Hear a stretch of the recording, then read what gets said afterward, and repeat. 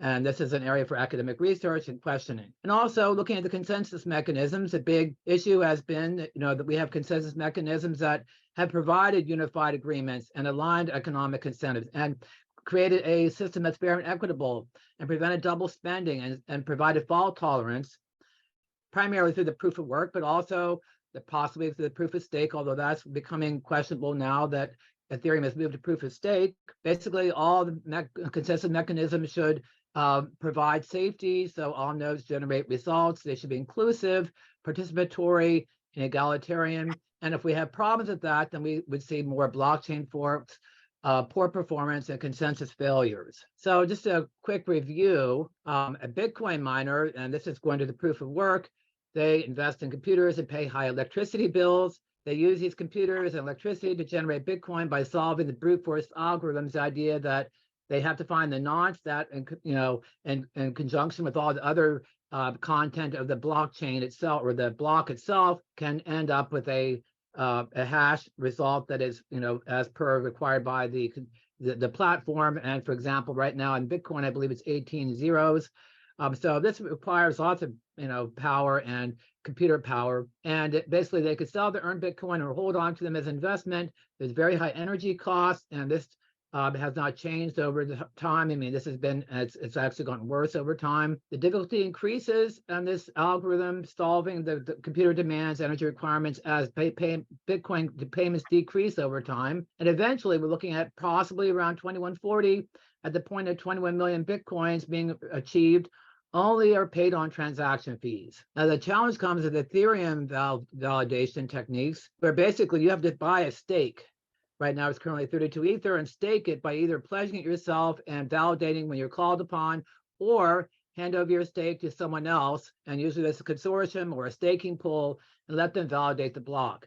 Now, you can see right there, this might be an issue that looks like you're a investor, that this becomes a security. So the question is now, is this a security, or has this become, or is this also not a security?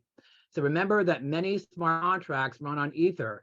So the question is, are we going to now have to examine the consensus mechanisms that go on behind every smart contract, and how is it being validated? And it may become a security.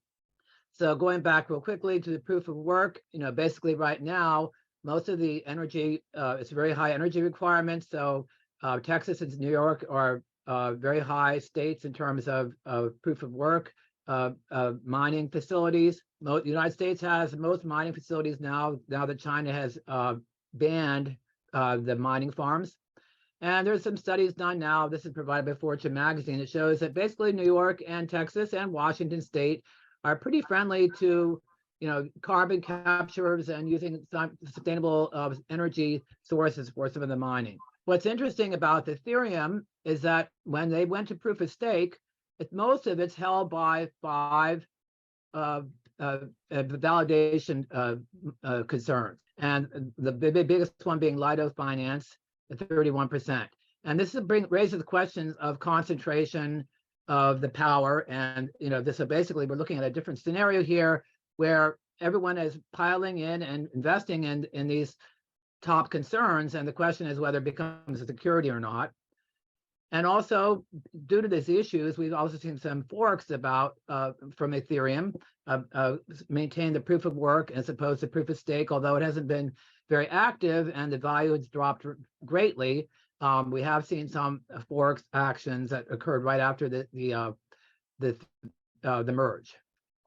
And the big result now is that Chairman Gensler has said that because of proof of stake, and based on that information I told you about, how many of the validators are actually just pulling their resources together to increase their power, that this could be defined as a security.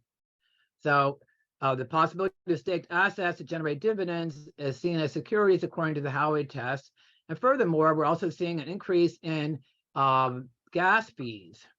So the cost of transacting on Ethereum has increased drastically.